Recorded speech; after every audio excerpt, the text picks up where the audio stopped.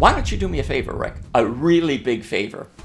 Why don't you get out of my life and never come back? Bob Cooper is the visionary founder of Elite, the first company in the auto industry to offer bilingual business solutions. And a global leader in ethical, customer-first automotive coaching. I think managing people is the easiest job on earth. I've heard it's the hardest. It's the hardest if you have the wrong people. Most people in business have had the wrong mentors. I was really lucky. I had no mentors when I was young. So I created my own mentors. We're always surrounded by people that could be mentors. So we need to keep our eyes wide open. If you want to have a really great life, you have to be very self-disciplined. It's the only way to live on this planet from my point of view. Sometimes you lose, sometimes you're sad, sometimes there's pain. Have you had those experiences, those bumps in the road along your journey to success? When we were still in Ohio, I had this one technician that was second to none. And I could tell that his attitude was starting to wane. You know, he just wasn't as excited and as happy as he had always been. He says, Rick, I know something's bothering you. Talk to me, what is it? He said, Bob, I'll tell you what's bothering me. He said, you treat us well, you pay us well, you do all the things that you tell us that you're going to do. But Cooper, there's one thing that you never do for me or anybody else. You never say thank you to anybody. Inspiring business leaders, voices that move the world forward. Hi, welcome to Inspiring Business Leaders. Thanks for joining us. I'm here today with the one and only Bob Cooper. Bob, you have a fantastic career of helping people with leadership and thought leadership and sales. Tell us a little bit more about your history, how you got started, where you're from. Boy, you're asking for quite a bit there. I don't know how to reduce it to something that's short and brief, but when I was 13 years old, I was on my own and became a day laborer and worked at a lot of different jobs. Every job you can imagine. Construction work, worked fishing boats, worked on farms, did all kinds of things. And it was really quite an experience. And then I got my first real full-time job when I was just turned 18 years old, actually. And when I call it a real job, it was the first time in my life somebody had told me they were going to pay me at the end of the week instead of the end of the day. And I was all of a sudden I was like in love with life because, you know, I finally got an opportunity now. I was working in an auto repair shop. I was actually in Cleveland, Ohio. And I thought, is this cool or what? I got all these guys that are mentors and they're going to just help me in so many ways. This is so cool. And things didn't work out the way they were hoping they would work out because it didn't take me long before I figured out, Richard, these guys were either alcoholics, they were having trouble with their marriages or whatever. And the guys that I was hoping to be my mentors, my trainers, they just didn't turn out to be those people. And I didn't know what to do. Got really upset with myself, looked at the heavens and, Lord, why are you doing this to me? All that I want is one chance. And I knew that I had to find a way to get back to school somehow or other because I just went through 8th grade. And I knew that I had to find a way to get back in school. And I didn't know how to do that. So what I decided to do, as odd as it sounds, I decided I was going to create my own university. And my professors were going to be the best of the best of the best of the best. And what I did is I got out a piece of paper, and I remember writing down the names of all the people that are going to be my teachers. Henry Ford and Rockefeller and Joan of Arc and Columbus. And all these world-changing people were going to be my teachers. And then what I did is I saved up every dime, every paycheck that I could, and went to the bookstores and bought every single book that I could buy on those people to discover how they got from here to there. You know, what was it about their life that allowed them to have such extraordinary lives? Mm. And I found out that it's really not complicated because they all had a number of things in common. And I took those things that they had in common and I applied them to my life and it changed immediately. Wow. And what book was it? I mean, was there a book that stood out or a couple books? Oh, there are a lot of books, but it was more so than the books. It was about the people. Mm. And what I discovered, there are actually 6 things that the most extraordinary people had in common. Number 1, they all set extraordinary goals. They all have incredible goals. They don't settle for good goals. They all set great goals, life-changing goals. Mm. They all do that. Everybody has an incredible life, has incredible goals. Mm. They all know the importance of surrounding themselves with extraordinary people. They can't do it on their own. They get that. They figure that out. Mm-hmm. And you can never forget those people. Once you understand that and hire the people, then you can never forget just how important they are, how precious they are. they also understand that they got to set high standards. You got to set high standards on yourself. And Rockefeller did this, Edison, Ford, they all did this, set high standard on themselves. And then you can never forget you can never, ever, ever compromise your word or your ethics.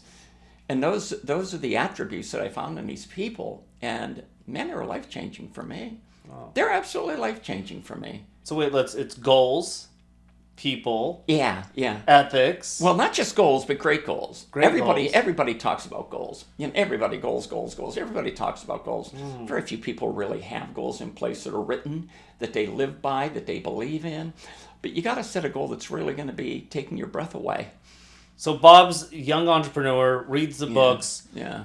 Sounds like goals were really important. Is that how you started out? Tell me, what was the next step you took to building your empire? Did you set a goal? Well, buying my first business, yeah. I had a goal at that point that I was going to buy a business. I was going to do it, and everybody said I was alone, and I thought, yeah, I am. I was, cleaning auto parts, but I thought, this is what I'm going to do.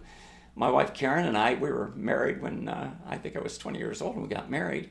And but I knew Karen before then, and one of the things that we did was we went to the most exclusive neighborhoods in Ohio and looked at the homes, and we're going to live in a house like this or a house like that, and you talk about dreamers. That's who we were. So, and we got ridiculed for doing that, but that's part of the deal, you know.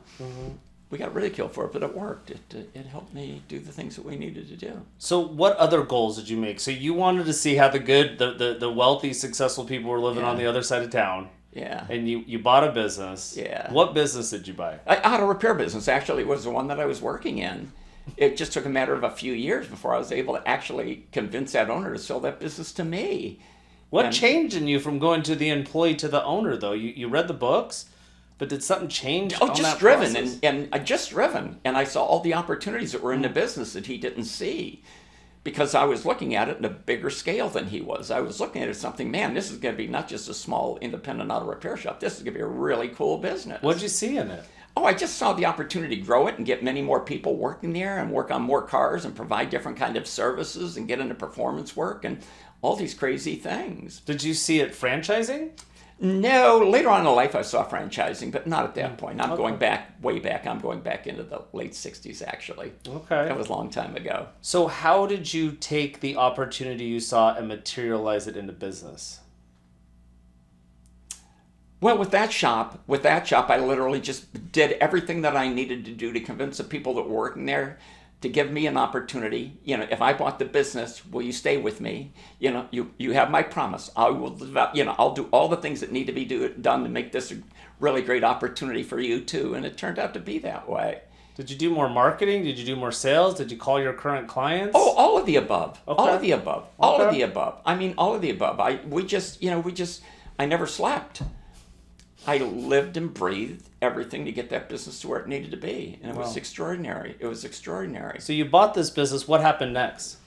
Well, in my life, in Karen's life, my life, and my daughter's life, our daughter then, we had a great company and doing very well, had no plan on leaving. And my daughter actually developed anaphylactic, where she would, the people that eat like peanuts, and they go into shock and it's life-threatening. And the doctors could never find out what was causing the anaphylactic to kick in with her. But we were constantly taking her to the ER because she would be going into anaphylactic shock. And they couldn't figure out what it was. It was really ironic. The doctor said, we don't know what's causing it. Happened in winter, happened in the summer, happened in the middle of the night, happened during the day. They just couldn't nail it down. And then 3 of the allergists in Cleveland, they called Karen and myself in to visit with them, and they said, you might not like what we're going to tell you, but we don't know what it is. What we do know is we think you need to move. And I'll never forget, we sat there and said, what does that mean? They says, well, there's 3 places that we would recommend.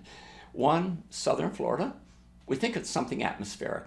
Number 1, move to Florida. We think should consider southern Florida. Number 2, Bermuda. We knew we weren't going to go there, right? Mm-hmm. And number 3, Southern California. So Karen and I actually got on a plane and we flew to southern Florida, looked around Naples, that area, and decided it's a great place for golfers, but not for a young girl, not for a 9-year-old. We flew out to California. We flew to San Diego and said, this is it. This is going to be home. Went back to Ohio, flew back to Ohio, and sold our home, sold our business, moved to San Diego, It became our home. So what'd you start here? Got back in the auto repair business.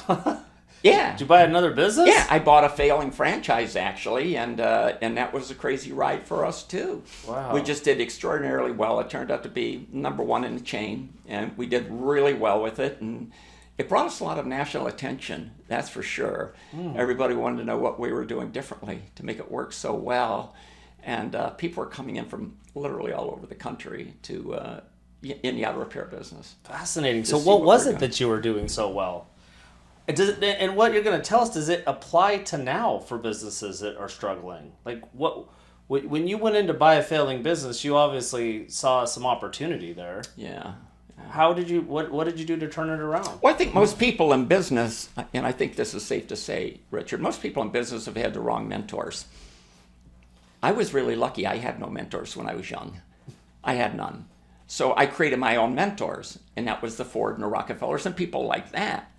So I was lucky that I learned from the best of the brightest. So other people, they're learning from the wrong mentors. These shop owners were learning from shop owners that they worked for, which weren't necessarily business people. Good mechanics maybe, but not business people. And what Karen and I did, just to give you an example, is, the typical shop owners would go to all the trade shows for auto shop owners, and Karen and I went to all the trade shows for pharmaceutical companies and for realtors. And we were looking at everything that they were doing in their business world, and we were asking ourselves, how can we take that and modify it and, change it and use it in our business? So that's why we were doing so many things remarkably different than everyone else in the industry at the time. What about the tactics? Can you share with us some of the tactics that you deployed to take the failing business to successful? Setting inspiring goals, breaking the goals down into monthly, weekly, daily goals. Knowing what to look for in people. All of my competitors were hiring people the wrong way. They're hiring people for their skill, not for their talent, not for who they were. There's an expression that I love to use, and the expression literally says, we hire people for what they know, but we fire them for who they are. So what I did is I decided to take a different path. Wow. And I said, well, it's true. You think about the people that you fired, you always fired them because of who they were as a person, not because of their skill, but you hired them for their skill. So when I hire people, until I retired a couple years ago, when I would hire people, it was always the same approach. I really wasn't that interested in their skill. If they had a great resume, then I knew that the skill was there. I was really interested in who is this person as a person, and there are three things that I look for. I look for attitude, aptitude, and ethics. If people don't have the right attitude, when they come in to work with me, not for me, nobody ever worked for me. People that know me will know that. Nobody's ever worked for me. They work with me. We're a team. We work together in unison. And if they don't have the right attitude, then I can't help them. I'm not a therapist. I can't fix that. If they don't have the aptitude, the God-given brain cells to get the job done, to do a great job at it, I can't help them. And if they don't have the ethics, if they don't know the difference in right and wrong and live on the right side, then I don't want those people around me. I don't know if you heard of Jim Rohn. Yeah. He says you can't send your ducks to Eagle School. Yeah. Sounds a little about that. You can't fix the wrong people. It's just not going to work. You get them good. He says you find them good. Absolutely. It kind of reminds me of that philosophy. Well, it's true. It's absolutely true. When you're looking for people, and when you look for talent rather than skill, it's a game changer. And you got to look for that natural talent. Everybody has a talent. You know that. Everybody has natural talents. Yeah. Some people have a talent for sports. Some people have a talent for art. Some people have a talent for music. Everybody has a talent. And when you put the right guy or gal in the right spot, and go after their talent, something that plays to their talent, and if they have the right attitude, aptitude, and ethics, then you got a winning organization that you could build. And then managing people then becomes, and a lot of people just, really they roll their eyes when I say this. I think managing people is the easiest job on earth. I've heard it's the hardest. It's what I hear all the time. It's the hardest if you have the wrong people. Oh yeah. Okay. Right? You win. Like you said, the ducks, right? Yeah. If you have the wrong people, it's something nobody wants to do. Yeah. But if you have the right people, it's a joyride. It's a joy when you have the guys and gals that want to come to work in the morning, that see the vision that you see, that are excited about being a part of the company, that believe in the mission statement of the company. When you got those kind of guys or gals, it's the easiest job on earth to manage them. You're not trying to push a rope up a hill. You're bringing out the best in these people. Well, surely it's not always been just an uphill, joyous, blissful. Things happen. Sometimes you lose. Sometimes you're sad. Sometimes there's pain. Yeah. Have you had those experiences, those bumps in the road along your journey to success? And if so, if you can give us either examples or tell us how you built yourself up when you get beat down from the world. I think there's a number of questions there, and all great questions, Richard. But I think the one is, an example of something that taught me what I'll call a life lesson is when we were still in Ohio. I had this one technician that was second to none. I mean, this guy was a gift. This guy would produce unlike anybody, and he was just a remarkable tech. And I could tell that his attitude was starting to wane. He just wasn't as excited and as happy as he had always been. And I'll never forget it. I called him in my office. His name was Rick. And I called him in my office. I said, Rick, I'd like to chat with you. Can you come in here for a moment? He said, yeah. And he had chairs in the office. I said, have a seat. He sat down and says, Rick, I know something's bothering you. Talk to me. What is it? And he says, nothing, Bob. Everything's fine. I says, come on, Rick. Something's bothering you. He says, no, Bob. Everything is fine. I will never forget this day. This was 1,000 years ago. And I actually walked over and latched the door of my office, for the visual effect. And I said, Rick, just so you know, you're not leaving here until you tell me what's bothering you. And I actually walked back and I stood right in front of him, like you're sitting there. I stood right in front of him. And he had his head bent down. And I looked down at the top of his head and I says, I'm telling you, you're not going to leave here until you tell me what's bothering you. And he stared at his feet, and it seemed like forever. And it was probably no more than 30 seconds or so. And he finally rolled back his head and he looked up at me, and I'll never forget what he said. He said, Bob, I'll tell you what's bothering me. He said, you treat us well, you pay us well, you do all the things that you tell us that you're going to do. But Cooper, there's one thing that you never do for me or anybody else. You never say thank you to anybody. Now I'm going to tell you the rest of the story, all right? Here comes the rest of the story. I know that there's a good Lord because he had me bite my tongue. He had me bite my tongue. This is not what I said to him, but this is what I thought. I thought, am I hearing you correctly? I never say thank you to you? Wait a minute, is that what you're telling me, Rick? You're telling me that? Wait a minute, before we go any further, do you realize you're the guy that knew nothing about automobiles when I brought you into this business? Do you realize you're the guy, I took him out on the tool truck and I paid for all of those tools. I'll never forget, you stepped off of that tool truck. I wrote out a check for $1,000 or whatever it was. You never looked back at me. And you know what you never did? You never thanked me to this day for all those tools. Hey, Rick, how about the time they were repossessing your car? Do you remember that? I remember that. I bet you everybody in the shop remembers that day. Hey, Cooper, they're towing Rick's car. I remember that. You know what I did? I went out there and I paid the tow truck driver for your car so it didn't get hooked and towed away. You know what else I remember? You never thanked me for that.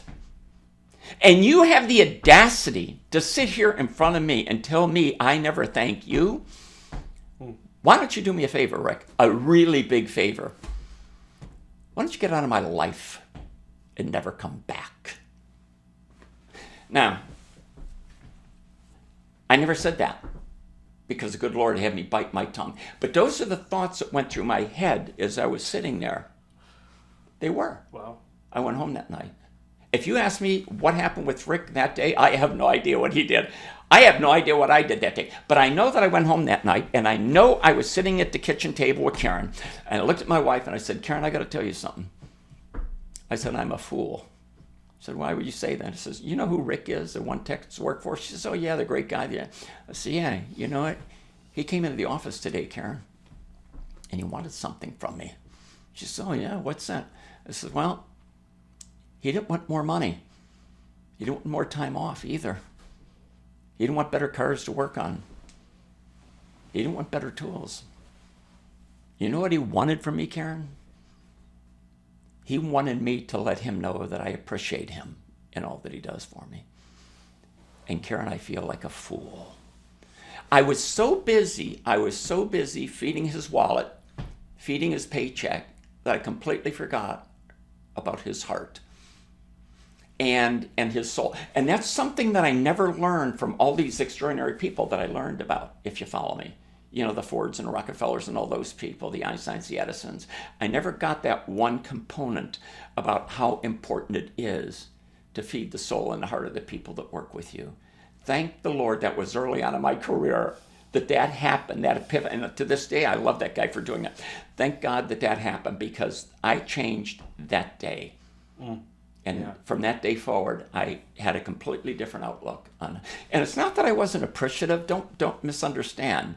It's not that I didn't care about people at that point, but I looked at it like transactional relationship. You know, you come in, you work, I pay you. You work for me. I mean, what's the big deal? I didn't get it. Wow. Rick taught me a very valuable life lesson. So is that personal development or professional development or both? They're one and the same. They are. You can't really? Don't separate yourself in business. And I would tell all of your viewers that too. No. Okay. You know, you hear a lot of people say, wait a minute, you hear a lot of people say, you know, in the business, what you need to do is you need to separate your business from your personal life. No, you don't. No, you really don't need to do that. Why are you running away from your business when you go home? Why are you running away from your family when you go to work? Why can't they be co-joined? Why can't it be one? Oh, Cooper, you can't be friends with the people that work with you. No, why not? The people that work with me are my best friends. Yeah. Well, Cooper, if you socialize with them, if they're friends of yours, they're going to take advantage of you. No, they won't. If you have children at home, you're a friend of theirs, I would imagine. You love them. Do they take advantage of you? Well, no, not really. Okay, why would employees take advantage of you? If you let them take advantage of you, it's no different than children. They will. But if you have very clear expectations, hold people accountable, and give them a hug at the same time, it's a wonderful world to be in. You know, and people say to people, I've heard people over the years say, you know what, these damn employees, you know, they bring their personal problems to work. And Cooper, I got this one tech, I told him, you know what, don't bring your personal problems to work anymore. I don't want to hear it. I said, whoa, wait a minute. I want my employees to bring their personal problems to work. If they got something that's really bothering them, if they're struggling with their spouse or kids or illnesses, I want to know about it. You know, I'm not a therapist, but I'm a shoulder. I'm a friend. Yeah. You know, I could listen to them. I could be empathetic. Maybe I can help them. Maybe that's all that they need. Was Rick part of that journey? On that day, he was.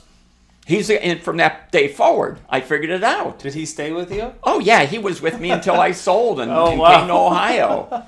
Yeah, or left Ohio. But my point is that, you know, when you have a company, these people need to be a part. And you hear the expression all the time, we're a family. No. Not just in word. You have to be a family. People that come to work with us, at Elite, not only was there in the auto repair business, Elite, excuse me, we have a form called Getting to Know You form. Every new employee gets a Getting to Know You form. And they have to fill it out. And what does that have in it? What's your favorite color? What's your favorite food? What kind of movies do you like? Do you follow sports? What's your favorite team? When's your anniversary? Sounds like what I put on my Bumble profile. Huh? Sounds like what I put on my dating profile. Yeah, you're too funny. You're too funny. Well, these are all the kind of Not questions. even kidding. Well, these are the things that I want to know about the people that work with us. Yeah, why not? Yeah. Why not? You're absolutely right. These are things I want to know. You know, there's an expression that I've used since the beginning of time in business. When you hire Larry, you get Mary. If somebody has a significant other in their life, when you hire that person, you're getting that significant other whether you like it or not. And let's say Larry and Mary, right? If you hire Larry and if Mary's not happy with the fact that Larry's working with you, Larry's not going to stay with you. So you got to keep Mary happy. And if Larry ever thinks about leaving, and if Mary's happy with the fact that Larry's working with you, Mary's going to tell him you're a fool if you leave, right? Yeah. So the more you know the employee, when you know what they like, what their kids like, the ages of their children, you know, their pets that they have, then when you reward them, when you give them incentives and all, you can personalize it. If they have small children, you can give them tickets to a theme park. You can provide them with things that are important to them. And Mary goes, wow, your boss actually gave you this, not just a check, but he actually gave you this gift certificate. He knows that we're landscaping our yard, and he gave you a gift certificate to Home Depot for plants. Wow, how thoughtful of him. It's almost like give before you get, right? In a sense. I mean, you're giving your energy, or you're already looking ahead. Like if you're going to give them a gift and you know their favorite color, why not wrap it in purple if that's their favorite color? It's kind of getting to know somebody on a different. I don't see that happening a lot in a lot of corporate America these days. And maybe that's one of the reasons people might not have a lot of job satisfaction. Do you think that, I mean, you ran an enterprise, but if you're a bigger business, can managers do this same thing? Or how would it work on a bigger scale company? Do you think that these things work on bigger businesses? I think it's no different than a family. Your grandparents or your parents or you or your children. I think it's really no different. It still starts with the culture of hiring the right people. And I'm all about mission statements. Our companies have mission statements. It's everywhere. Our mission statement, I mean, when I say it's everywhere, on the back of the business cards. What was your mission statement? I had one for Elite. The point that I'm trying to make is, and now we have one for the foundation that we have, for the Karen Cooper Foundation, we have one. But my point is the mission statement is everywhere. It's absolutely everywhere. Right. It was on all of the workbooks, all the training materials that we have. And the reason that it was there is because every employee that was hired by the company, one of the first requirements that they had was to memorize our mission statement and recite it back to us in the first week of employment. Now, the reason that we did that is we wanted to make sure that they knew what was important to us as an organization and get them embedded in it. Yeah. Then every team meeting that we had once a week, one of the things that we discussed was the mission statement. So it's like all-encompassing, if you understand what I'm saying, the glue. And you're saying, well, if you get a bigger company, well, if the mission statement permeates through the company, if everybody knows the values, if everybody understands, the guiding principles of the company. Mm-hmm. At Elite, we had 10 guiding principles. It took us a year and a half to create our guiding principles. A year and a half, because we wanted to make sure that they were exactly what we were looking for. And they were. I actually have a copy of them. I'll give them to you before I leave. But we wanted them to be exactly what we are. It speaks to our mission statement. It speaks to our principles. It speaks to ongoing education. It speaks to how you treat other people. It speaks to continued growth. Yeah. And then every time we had a team meeting, one of our employees would be required. Okay, next team meeting, we're going to cover principle number 3. Larry, it's going to be up to you. It's your turn, okay? Come with principle number 3. Talk to us about principle number 3 and tell us how it's applied to the business and how the customers and everybody else wins. So we kept the principles, the guiding principles, at the top of their minds too. So when you have that kind of culture, then you're asking, does it permeate through the company? Yeah, it does. Everybody gets it, no matter how big this business scales. So you talked about getting to know your employees, having a good mission statement, and the principles. Yeah. Are principles values? Or is that the same thing? Or are values different than principles? Well, I think that's beauty's in the eyes of the beholder, right? Everybody's going to be subjective to how they're going to interpret it. What about the vision, though? You didn't mention vision. Did you have a vision statement, too? Why did you mention mission but not vision statement? I understand. I do understand. And I just feel very comfortable. We're on a mission. I look at a vision as what I see, what we're going to do. I don't look at that as being us. I look at that as being singular, me, and I'm not that person. Okay. I don't believe in hierarchies. People who work with me will tell you that too. Okay. There are no hierarchies. There are no hierarchies. It's flat. The corporate structure is completely flat. And one of the ways of proving that is employer reviews. If I was doing a review, and if you were one of the guys or gals that worked with us, then throughout the review, we'd review your performance, we review your compliance, we review all those things about you as a person. Then, before the end of the review, you would have to come prepared to review the company and tell me, if I'm reviewing you, what you feel the company could do differently. Give me 2 or 3 things that you think we could do as a company to improve. And then before you walk out the door, before your review is done, you got one more thing you need to do. You have to review me. Gosh. Now you got to tell me what I could do to improve. And you know what? Wow. Everybody says the same thing. Anybody that worked with me, not for me, with me for any period of time, Right. will always say the same thing. What did they say? It's always the same thing. They'll say, you know what? They will tell the new people. They would say, you know what? The first 3 or 4 or 5 times that happens to you, you're going to say, oh, Bob, or whoever, you're the greatest guy on the earth and you do nothing wrong and all that. But you know what? Once that relationship gets built up, after you ask them that and prod them, oh, come on, tell me a little bit more. There's something that I could do to improve.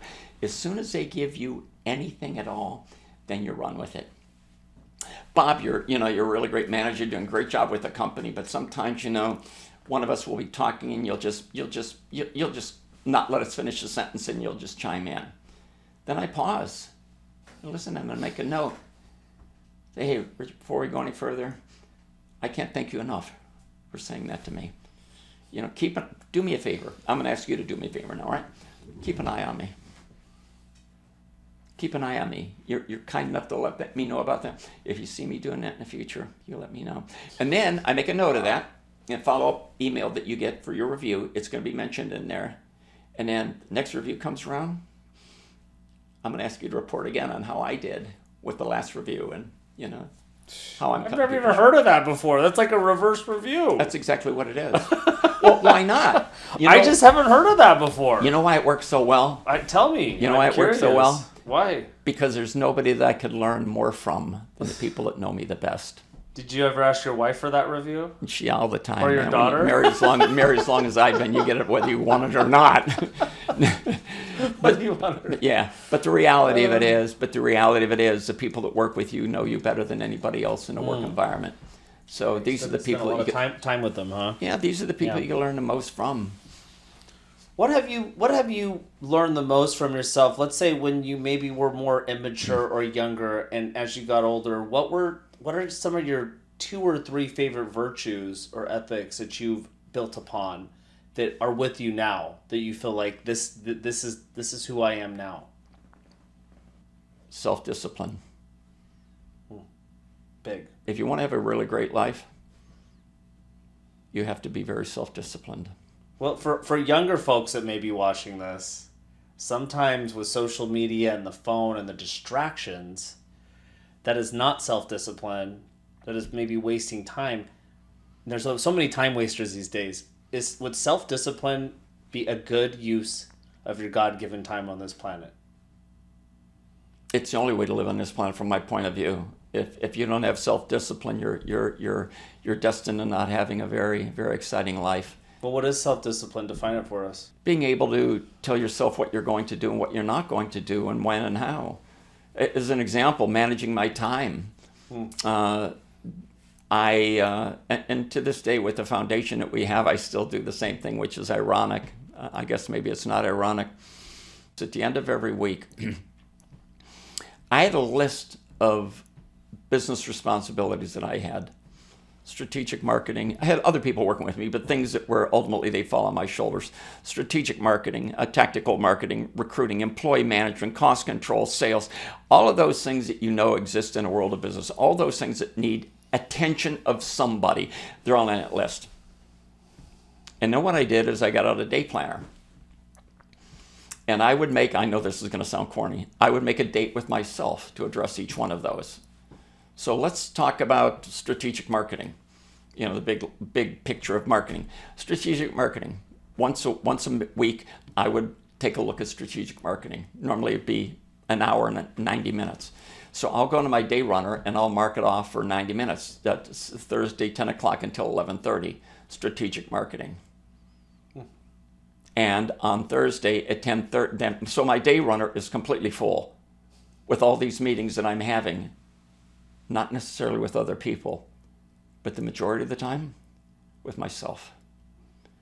And I live by that day planner, by that calendar, I should say. And I use a discipline to not when I get up in the morning and with the foundation, I work from my home. I get dressed. I do the same thing that any CEO would do, if they're going to work, in a corporate setting. I get dressed. I set timers on my phone. Alarms that go off.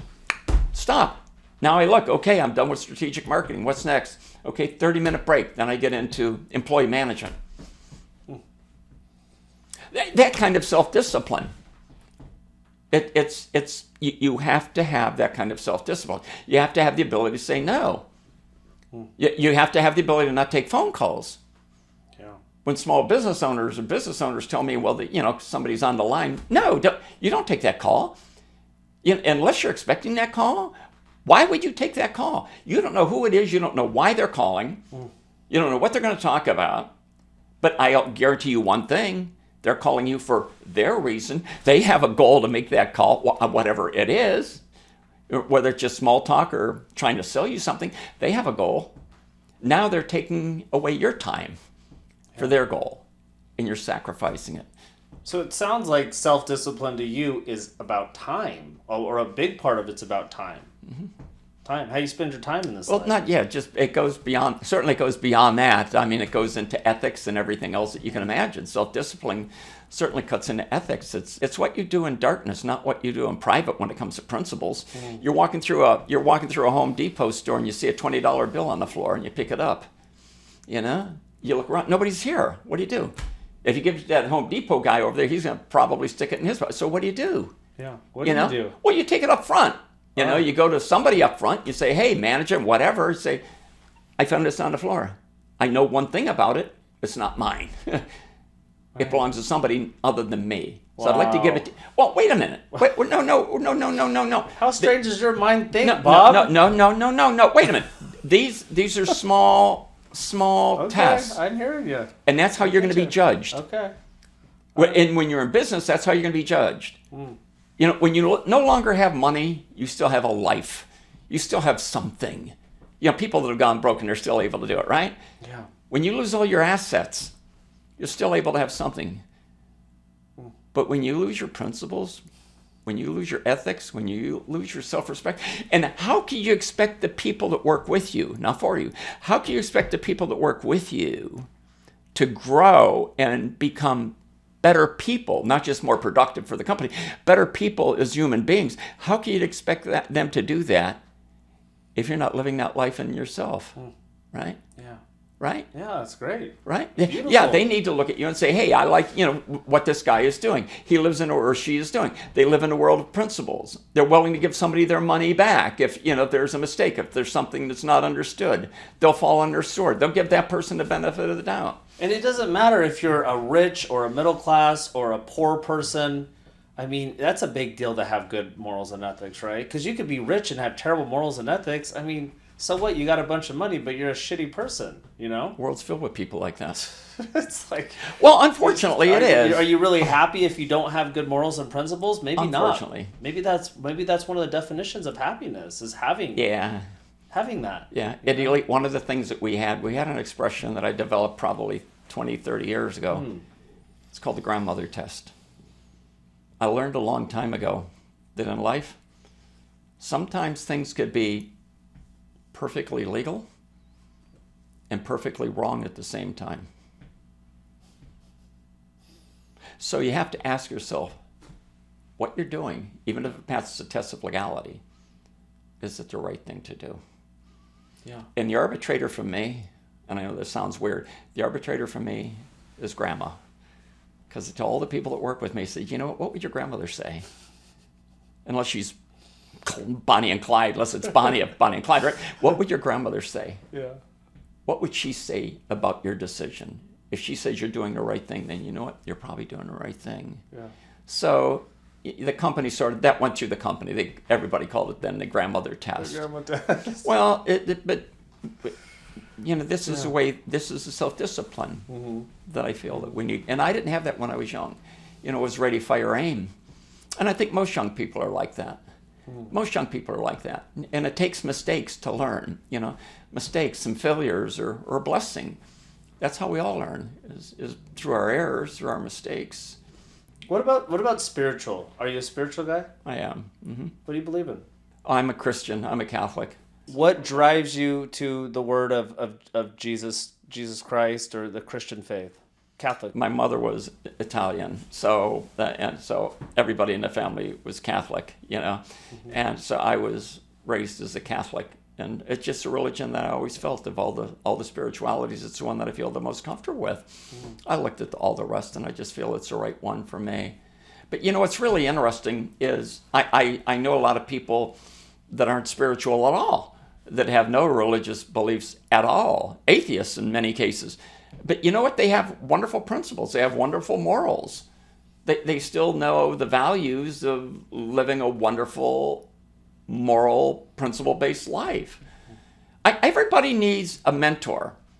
And I'm not talking about a mentor in the larger scale. I'm talking about mentors as you go through life. I remember once we went home and there was a can of soup or something, and she said, they didn't charge me for this.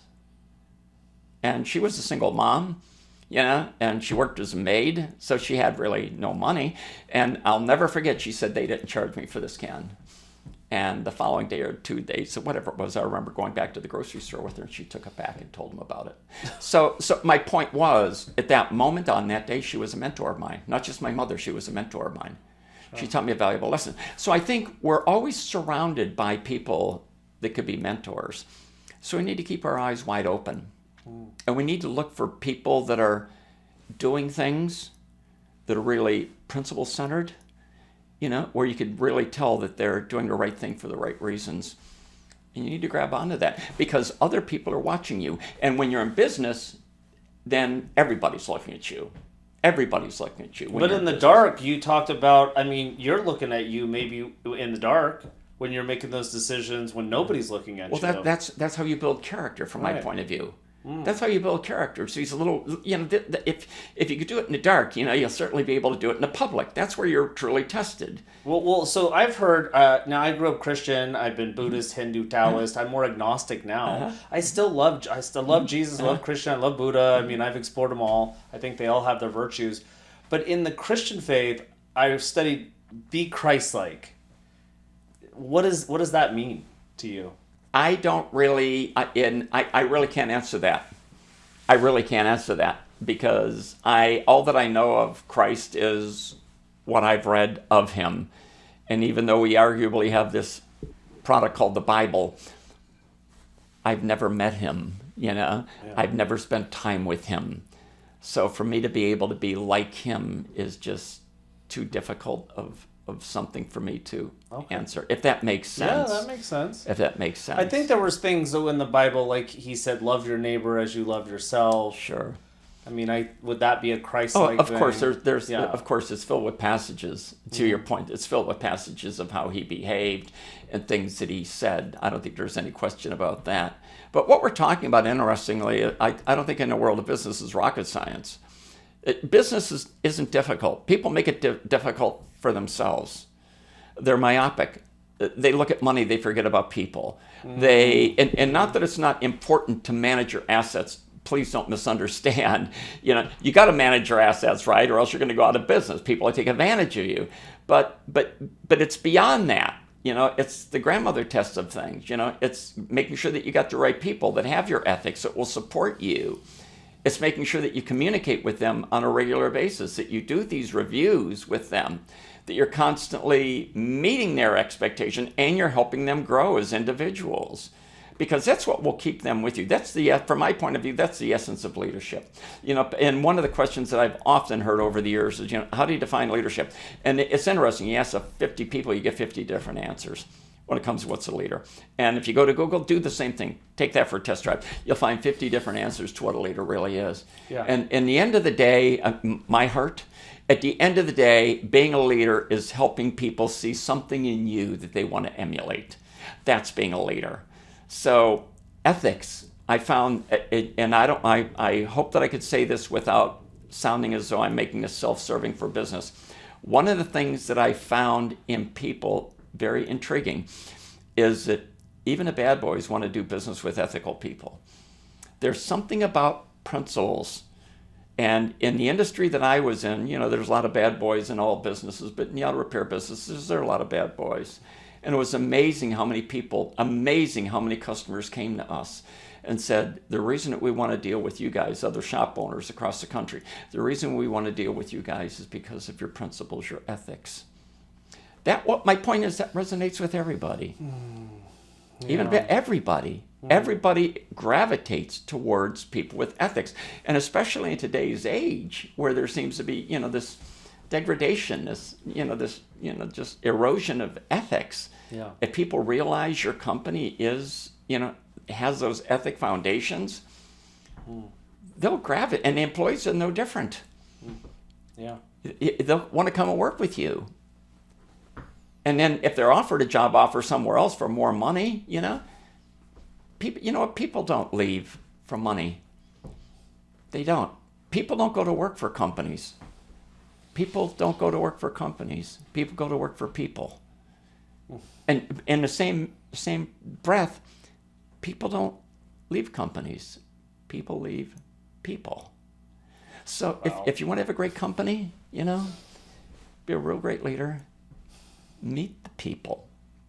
Humanize yourself. Let them know the kind of fabric that you are, and bring them into your company. And then if they continue to see that in you, then the probability of them leaving for a few dollars more, as we could say, is quite slim. You're just stripping us raw on this, Bob. I love it. Just getting to the core. Hopefully it helps. Asking for feedback as a leader to your, what we would say, subordinates, right? Asking for feedback. That's one thing that really stuck out.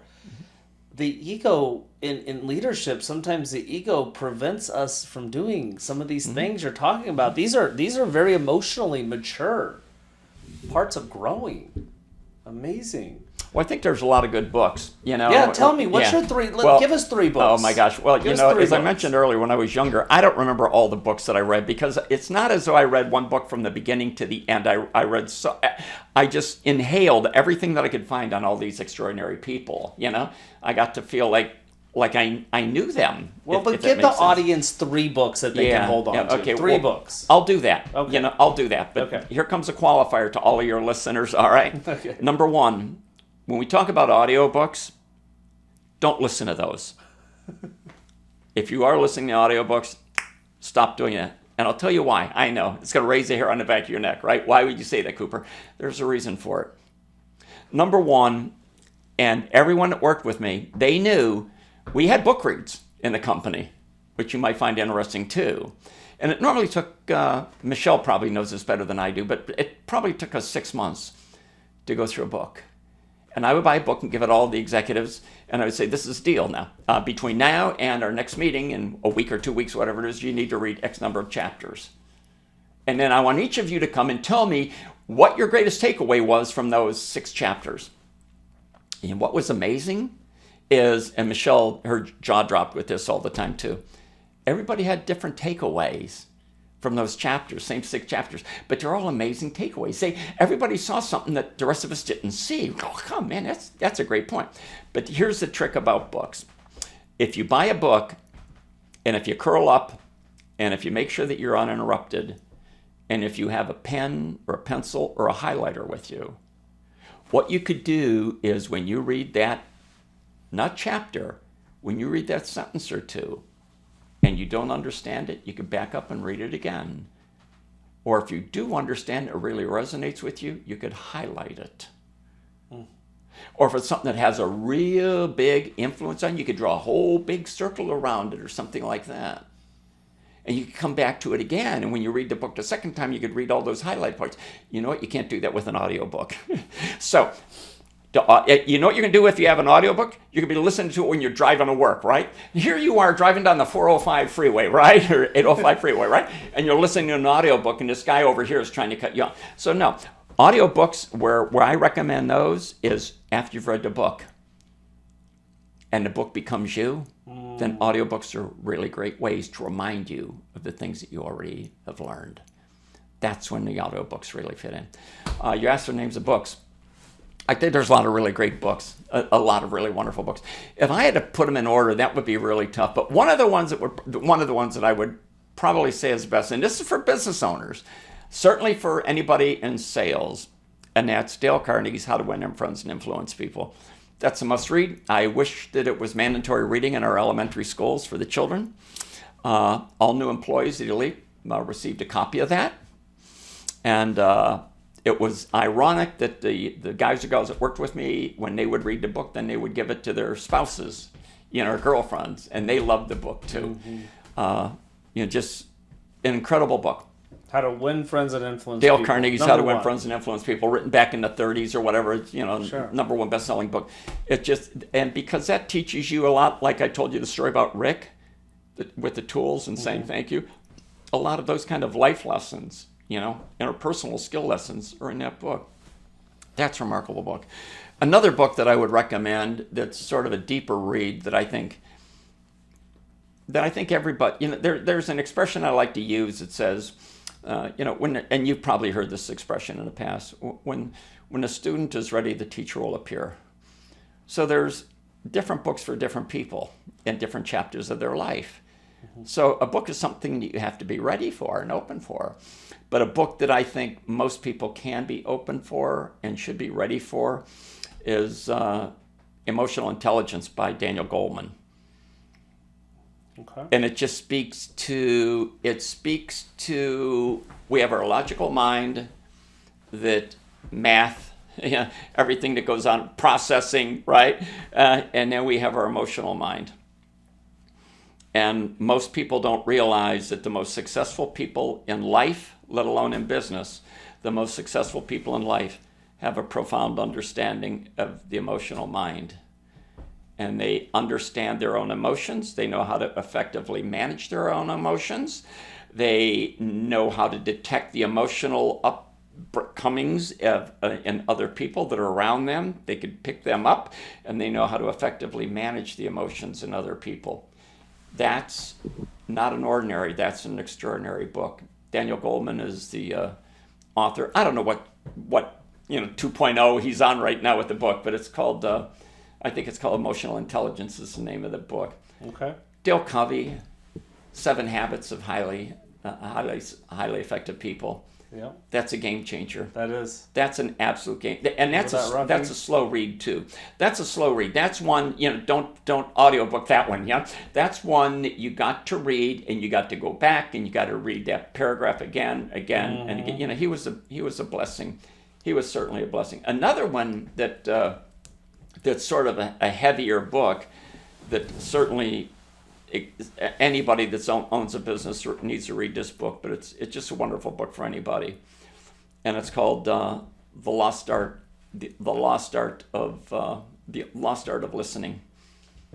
Okay, I like that title. There's you could go out and you can find 1 million books on listening, and I've probably read half of that million, and one of the things that I've learned is they just don't fit. I mean, it just doesn't. Techniques, tricks, well, do this or count to 10 before you say anything, all that kind of hyperbole. But this one really drives in why people don't listen and how to effectively manage it in yourself. It's a PhD that wrote the book. It's extraordinary. We actually brought him in and had him speak at one of our conferences because I was so impressed with the book. That's The Lost Art of Listening. And Nichols, I think, was the name of the author. Amazing. So Thank you for those. Those are great recommendations. Those are all. My mentor recommended the 7 Habits and by Stephen Covey. Stephen Covey. Yeah. And Rocky here, my intern behind us, watching the camera. Rocky, what did I say about audio books versus actually buying a book? One of his assignments was to buy a book instead of listen to an audio book. And which book are you buying?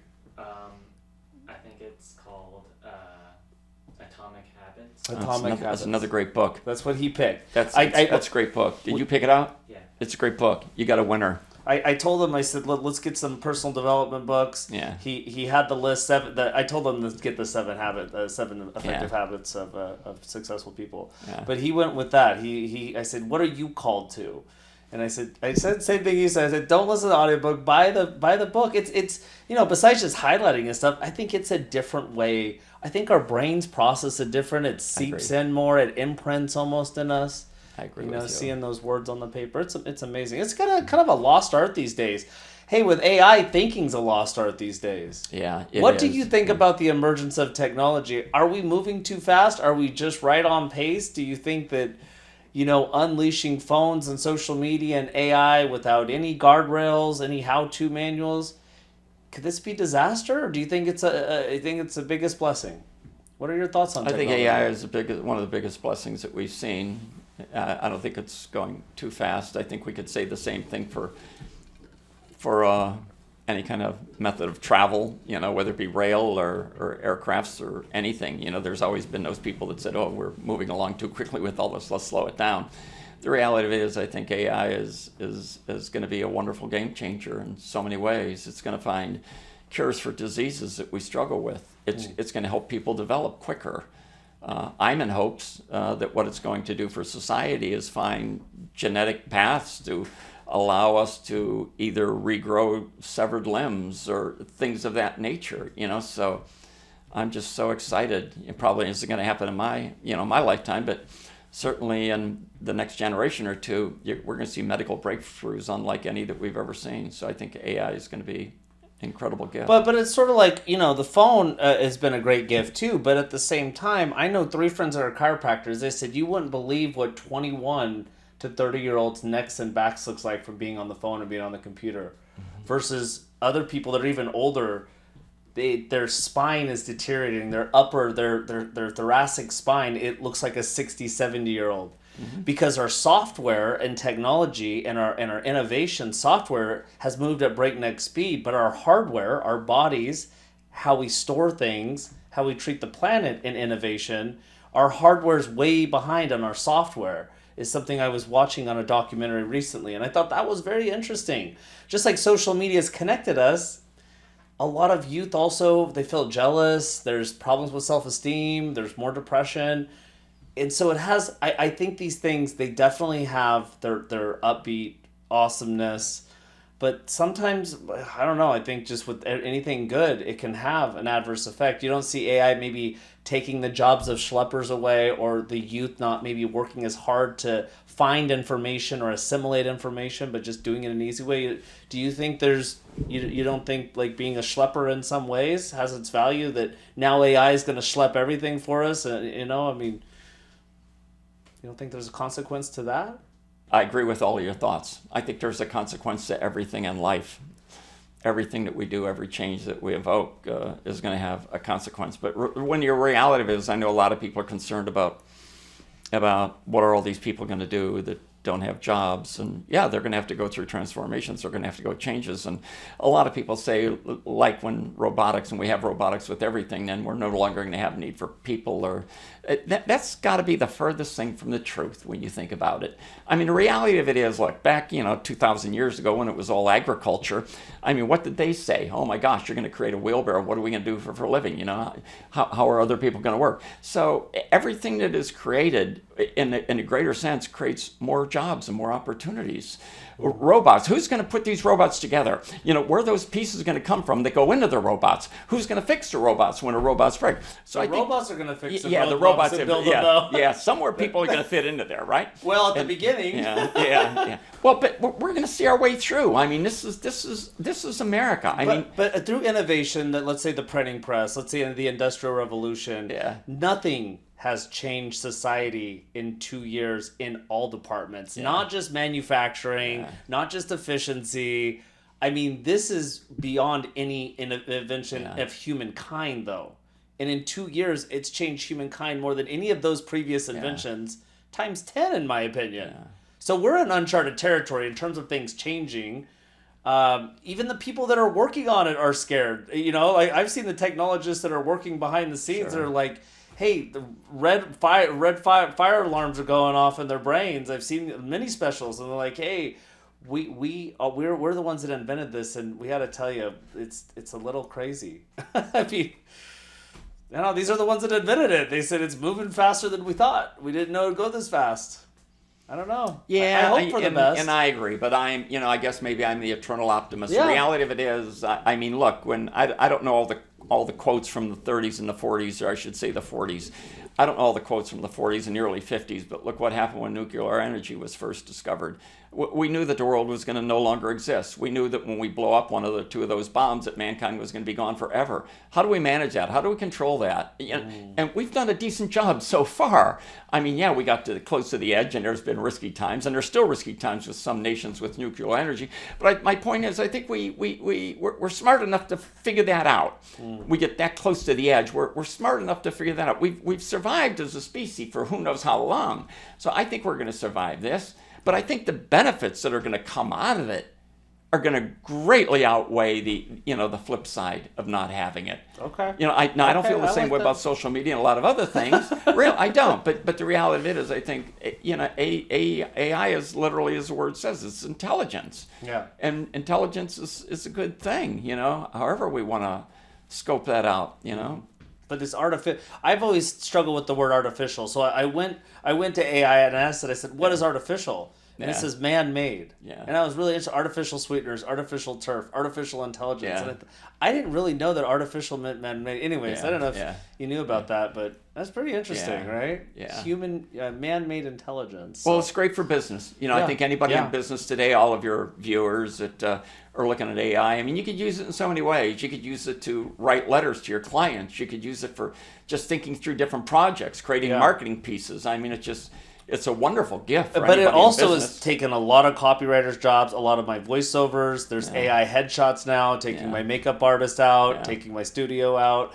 So in content creation, it's just AI video. You put a prompt in, you put your photo in, it makes a professional headshot. Yeah. I mean, maybe I need to evolve and go to it. I know I'm a chop wood, carry water kind of guy, though. I grew up on a ranch. I grew up growing my own food for 18 years. Yeah. So I guess I'm a bit more of a traditionalist.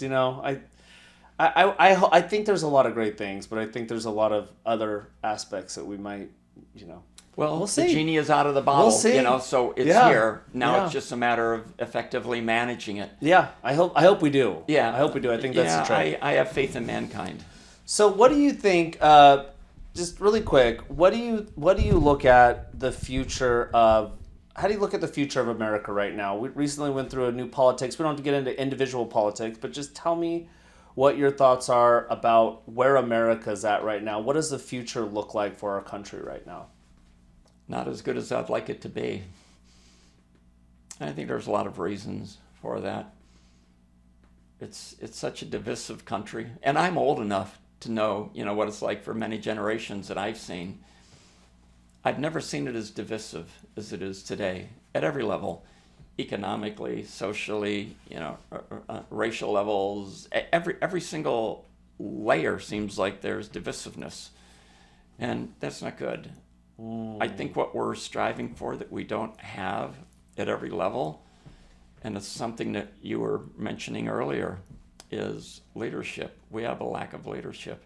I'm not speaking of the current president. I'm not speaking of the president, his predecessor. Please don't misunderstand. No. I'm talking about leadership at every level. Yeah. We have a vacuum in leadership. We have a vacuum in leadership. We have a vacuum in leadership that really concerns me. When I see politicians, both sides of the aisle, take the floor and start using four-letter words and swearing, and I think to myself, there's small children out there watching that. There's grandmothers out there watching it. Where's your self-discipline? Is this what you're instilling in your children? When we have, the single moms, kids coming from single parents, I see these things happening and go, where's the leadership? Where are the people that are, holding the torch and saying, forget the politics, forget the economics. Let's talk about the difference in right and wrong. Let's find the things that we can agree on. Yeah. And let's start hugging one another and not damaging property or you're swearing at one another. I mean, and that they talk about grassroots. That's not grassroots. That starts at the top. And when I say the top, I'm talking about the top of a family, the top of a local community, the top of a church, the top of a school. That's where it starts. Yeah. Somebody needs to step up and take those leadership roles.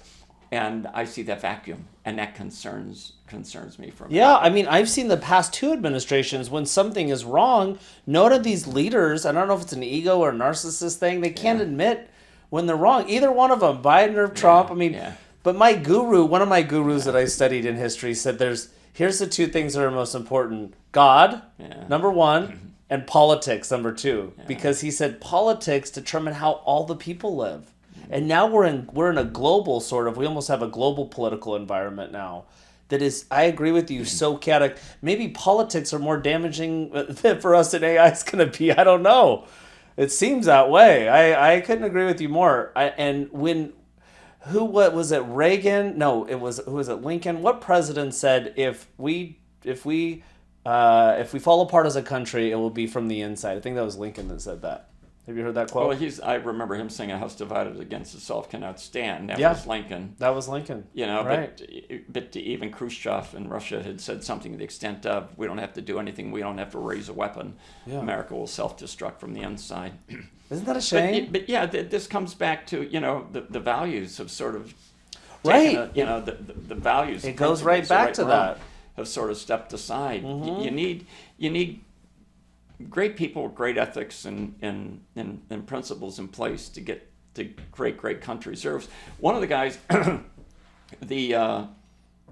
this is a brief story. I don't want to bore you with this one, but when I was younger, I knew that I would have dark days. I knew that there would be times when I'd get my head handed to me, and I'd need to be able to continue to believe in my goals and all of my dreams, and I knew that it would be hard.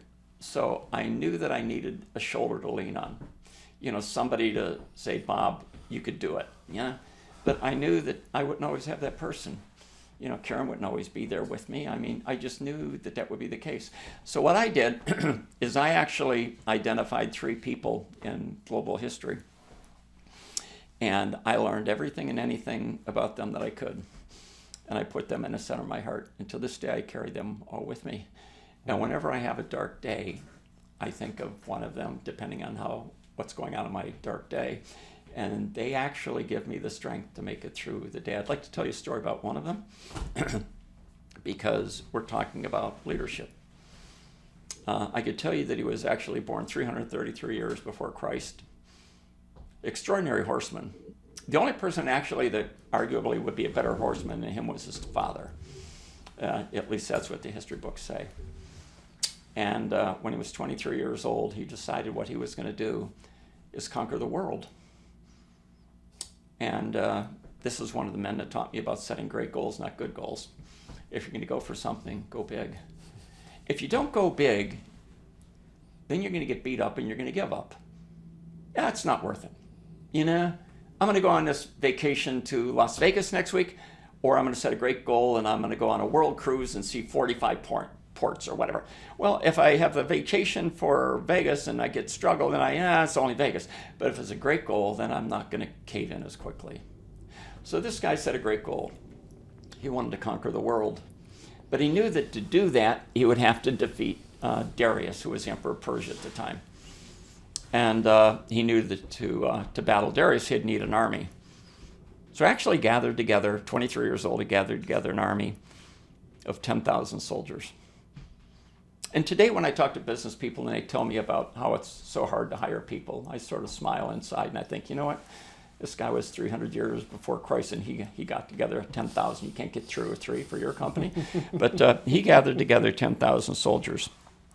And what I found interesting about him that most people don't know is he was the first person in recorded history when any of his soldiers would die in a battlefield, he would actually send home commemorations to their families of the fallen soldiers. This is a man that taught me about recognition of people. Let them know how much you care about them. Give them plaques. Give them awards. Those stay with them forever and never go away. They'll never throw those away. So he was that kind of a guy. Whenever soldiers were injured, if he was close by, he'd actually sit down and listen to their war story, how they got injured. This is a man that taught me empathy. And I thought, what an amazing guy, And when his troops didn't have water, he actually, it was reported, he took his canteens, his own water reserve, and poured them out in the desert. Because his troops didn't have water, he didn't want to have water. I mean, this is what leadership is, right? So what he did is he took his 10,000 troops, and they marched for over a month to get to Darius. And at the time, they were in going into Persia, what today is called Iraq. And there's a river there, actually, in Iraq. It's still there. It's called the Issus River. And he lined up all of his soldiers on the shore of the Issus, and he sent his scouts out to locate Darius. He knew he was in the region. And the scouts came back and reported to this leader. And I'll just give you sort of like a thumbnail of what he told his troops, arguably the night before. It's called the Battle of Issus. He told his troops, he says, there's some things that you must now know. You know, our soldiers are weak. You know, they haven't had food for days. And they're exhausted. And we're 10,000 strong. The scouts have reported they found Darius actually lined up on the other shore of the Issus, and he's waiting for the sun to come up. I must tell you that his troops are split in half. Half of them are Egyptian slaves. They're fighting out of fear. If they don't battle us tomorrow, Darius will have them summarily executed. The other half of his troops, they're mercenaries. They're fighting for money. This is a man that taught me you don't motivate people with fear or with money. And then he went on to tell him, he said, there's something else I have to tell you. Our scouts tell us that troop strength for Darius is estimated at 100,000 strong. So we're outnumbered 10-1. But tomorrow when the sun comes up, we're going to win. And the reason that we're going to win is because we're not fighting out of fear and we're not fighting for money. We're fighting for something that all of our troops love, and that's a great nation of Greece. Following morning, the sun came up. Very first horse that was in Issus was carrying this remarkable man. And on that day in global history, his 10,000 broken soldiers defeated an army of 100,000. That's Alexander the Great. That's leadership. That's caring about your people. That's having a vision, knowing what your mission is, knowing what you're going to not try to accomplish. When I talk to business owners, they say, well, we're going to try to do that. No. Don't tell me you're going to try to hire people. Don't tell me you're going to try to reach your sales goal. Tell me you are going to do it, not that you're going to try to do it. That's what he did.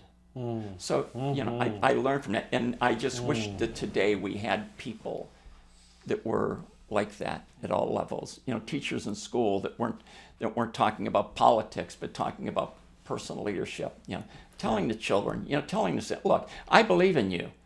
Guys and gals, look, you're in this room to learn math today. That's what you're here for, right? Okay?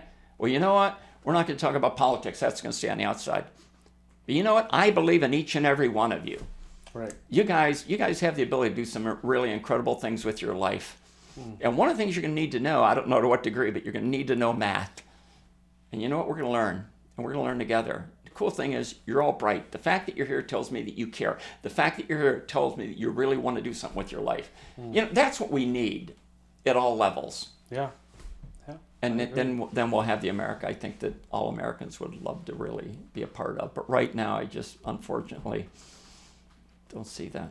Yeah, it's even though we're doing well, maybe economically, I think sociologically we're not doing well. Oh, I'm so we're with sick. you on that. We're sick. We're sick. There you go. Yeah. And what good are economics if you don't have the care and the culture of the people, right? Yeah. I mean, I'll tell you, just sharing with you, I'm very much a moderate. I think I'm right down the middle. I'm like, hey, whoever's doing the right thing, I'll go with that person. And I've lost a little hope in leadership in the both two terms. So we'll see what happens. I just hope it's a good thing. In fact, we're talking about goals. Again, we have Rocky, the superstar intern behind, and talking about goals. Rocky, what was the very first thing we did when you started? We goal set it. That's the first thing we did with Rocky. Nice. And what did we goal set on? What were the three things? Personal, professional, and things. Yeah, personal, professional, and things. So that's how we broke it down for Rocky. Nice, yeah. Put some Great for you, timelines Rocky. there. Great. Rocky's amazing. That'll gonna keep you be focused. He's going to You be know, a write them superstar. down, write those goals And down. I asked Rocky, I said, Yeah. did your high school teach you this? No. Does college teach you this? Yeah, no, they don't it's teach- like, yeah, they don't hey, teach I goals. live by, and I might not be like, I'm not like a billionaire and I'm not super, but I do pretty well. I mean, I would say I'm very happy. I'm comfortable. I got a savings. I'm out of debt. I mean, I'm not super wealthy, but the goals, when I set goals, I flipped from being $50,000 in debt to having $500,000 in my bank account. All just from setting goals. I'm not kidding. I don't even know how I made the money. I swear to this day still. I just set goals and it all changed for me. It really is really powerful. Even if you don't know how to set goals, just set them. Just because, like for me, I didn't know how. I just started, right? So it's very powerful. I want to end with the segment about your foundation, and then I'll let you get on your merry little evening. But let's talk quickly about the Karen Cooper Foundation, because that's how we met. And thank you so much for bringing our company on to spread this great message. But tell us what you're doing now with the foundation, and if you wouldn't mind sharing. Well, we're doing a lot of really cool things. Right now, we're, as we speak, we're in a process of lining up different shelters across the country that we're going to bring Christmas to. You know, every year our goal is to bring Christmas to these shelter dogs. Every shelter dog gets a brand new high quality toy, and they get treats too, just like children at Christmas. And the first year we did 1,056 dogs. Last year was 4,000. This year we're shooting for about 7,500, maybe 8,000 dogs is what we're hoping to bring Christmas to. Wow. So we're excited about this. We're excited about this. And so your wife, she loved the shelter dogs. Why did she want to treat shelter dogs out of anything in the world to treat? Yeah, well, Karen, died, as you know, died in a car accident a couple of years ago, and she was always a big dog lover. Both of us, we had dogs, our entire lives, and always a really big animal lover, and certainly most fondly of dogs. And anybody that's a dog lover, you go to a shelter and you see these dogs in cages, and their eyes just reach out and they just so connect with you. It's just a hard thing to see, and it was really hard for her to see that. And that's why we started giving Christmas to the dogs quite a few years ago, Karen and I, which was really heartwarming, so wonderful to do. And we're just continuing her legacy now. That's beautiful. Which is really nice. When I think of it's KFC or KCF, right? Karen Cooper Yeah, Foundation, I was thinking kindness, compassion Yeah. is when I think of Karen's Yeah. legacy from how you described. So her those are the initials that I equated to the virtues, Oh, or the thank you. ethics. Yeah, Kindness thank you and for doing compassion. that. Yeah, well, that's certainly Karen, Yeah. and thank you for doing that. And it's so true. We know that we're on a great mission with what we're doing, Michelle and I, and I'm not sure where this is going to go, because this is not like a business enterprise where we're saying we're going to hire this many people and do this and this and this, but I would like to see this not only grow throughout the U.S., but get into different countries too. But the first thing I have to do is I have to make sure that we have a really good foundation, really great systems in place, the right people in place, and all of those kind of things. But we're making really good progress, and that's what's most important to me right now, and most important to Michelle. We're helping a lot of dogs and helping a lot of the shelters too, and bringing attention to adoption. So it's a cool thing. And I mean, in the studio, we had this awesome shoot. Yeah. And remember the dog, what was it, Sky? Sky was the name of the dog, yeah. And when we saw Sky come in and see the Santa bag for the shoot, Yeah. that you could see that was just one dog. I exploded with love when I saw that, just that one dog, so happy. Yeah. I hope that dog gets a good home. I mean, Yeah. it was so heartwarming to see. Oh, I'm sure that dog will. Yeah. So one dog like that, but you guys are helping Yeah. 4,000 dogs like that. I mean, the love, the ripples, it's so beautiful, Bob. Yeah. Well, I want to end with, let's talk about 3 things you can't live without. 3 things. Clearly defined goals. I can't live without that. I know it's not a tangible, but it's what oxygenates me. It's what gets me up in the morning. It's what keeps me up in the middle of the night. To this day, I still have a notepad. I mean, I know that we're in a technology era. I know about, notes and voice recorders and everything else. But for whatever reason, I just have a pad next to my bed. I've had that for 50 years probably. 2 o'clock in the morning, I'm up. I'm up at 2 o'clock in the morning, 3 o'clock in the morning, 4 o'clock in the morning. I'll wake up and I'll be making notes on our foundation, what we're going to do next, the next steps that we're going to take. And that's an outpouring of the goals that I have and what we're building. So I would not be able to live without goals. You know, when I lost my wife, when I lost Karen, that, you know, put me in an immediate vacuum. You know, I didn't know how to survive. And that's one of the things, I mean, just, you know, no sense of purpose. Goals give you a sense of purpose. They give you a reason to get up. They give you a reason to exercise. They give you a reason to do the things that you need to do with your life. So I would say goals is one. Number two, the second thing that I would never be able to live without is people. Because it's people that make this world a better place. For all forms of life, it's people. People are the beauty. You know, it's easy for us, for anybody to talk about the negative side, you know, the bad boys that are out there. But you know what? For every one bad boy, there's 1,000 people that are really wonderful people. You know, you hear about people running in the house to pull out children when the houses are burning. You hear about that all the time.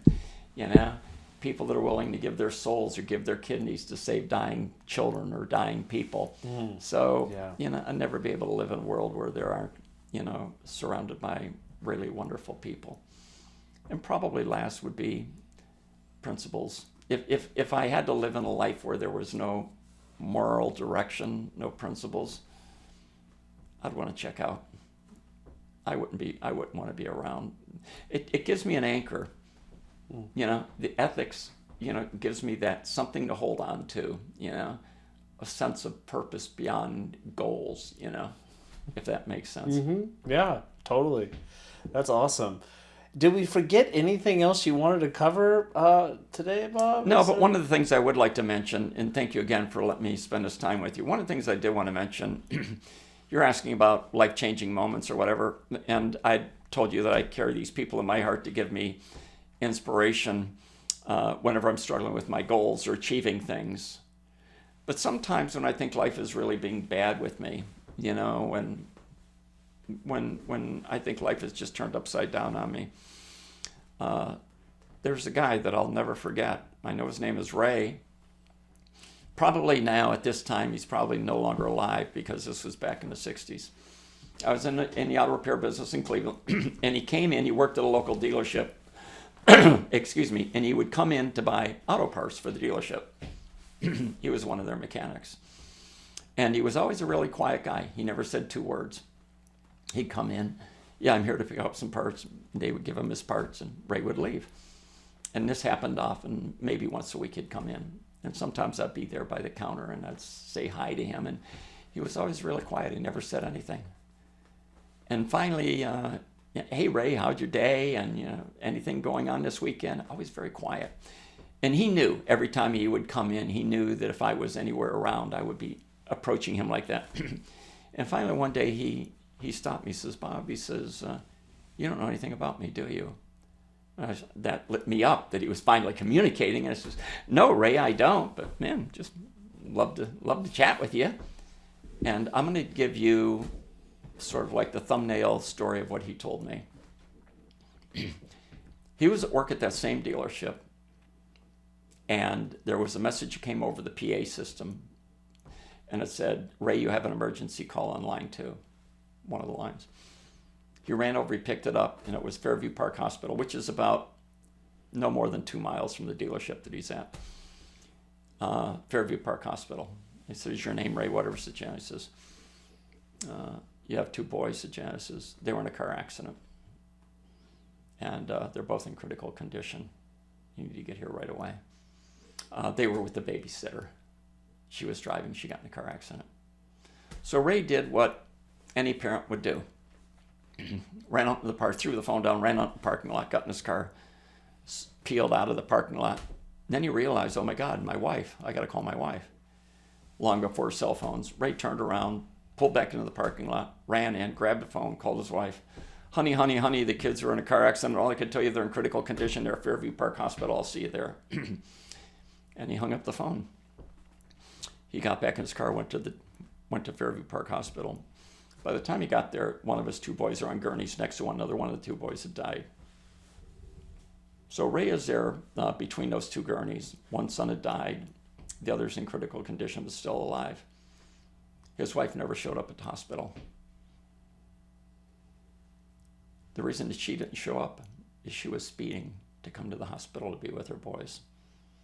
And she was in a collision and she died at the scene of her accident. Ray, the babysitter, by the way, with the two boys, she died in the accident that she was in with the two boys. Ray buried his one son, buried his wife, went to the funeral of the babysitter. He has one boy that was still alive. This was in late fall, October, November. The one boy that was still alive lost his vision because he went through the windshield of the car. This was back before we even had seatbelts. And he lost his vision. So Ray was with his one remaining boy on Christmas morning in the hospital, in his house, burned to the ground, with every memento he had of his wife and his other child in that house. Ray told me that story, and I looked at Ray, and I turned as white as his shirt. And I said, "Are you the guy that was like all over the news maybe 2 or 3 years ago?" He said, "Yeah, that's me." He says, "That's why I don't really talk to people that much." He's in my heart too. And every time I think I'm having a rough time, I think of Ray. I will never forget him. I will never forget what he went through. When that happened, it was all over the news. First, it was all over the news because of the accident. But then when Christmas happened on the fire, then the big thing on the news was, you may have remembered this. This house just burned to the ground. You may have remembered a month and a half, 2 months ago, there was a violent accident, and the guy lost his son, and his other son, and his wife died. You'll never believe what happened. See this house behind us? It's in fire. That's Ray's house. You know, it reminds me of the story of Job a little bit, I have to be honest. Yeah, doesn't Reminds it? me of Yeah. Job. Reminds me of Job. But maybe, wow. He's my anchor. He's my anchor. He's my anchor. Yeah. Well, he is. He's my anchor. And whenever I'm going like this emotionally and, I'm, having a really tough day, I ground myself, there, but for the grace of God, I ground myself. Wow. Good story. Thank you for sharing. Yeah. Thanks for letting me come by. God bless Ray and Yeah. Karen and anybody else that's suffering. We send our good wishes to the world and hopefully it becomes a better place, more peaceful place. So Thanks for letting me be here thank today. you so Pleasure much. spending time with you. Well, as thank always. you for joining us for Inspiring Business Leaders with the one and only Bob Cooper. Bob, you shared some incredible stories with us today. And if anybody wants to reach the Karen Cooper Foundation and donate, where do they go? That's easy. Easy to find us. All that you need to do is go to the www.karencooperfoundation.org. You'll also find us on social media. We're on Instagram. We're on Facebook at Karen Cooper Foundation as well. So easy to find. Love to have any kind of support that we could find. And if thank you so shoot much. Bob a message through the website, any of those portals, you could reach myself or you could reach my daughter Karen or my daughter Michelle through any of those portals. if you have a good story for Bob or want to chat with him, please reach out. Yeah, Thank please you do. again for joining us for this episode of Inspiring Business Leaders. Take care of yourself. Take care of those you love. Take care of the planet. May God bless you.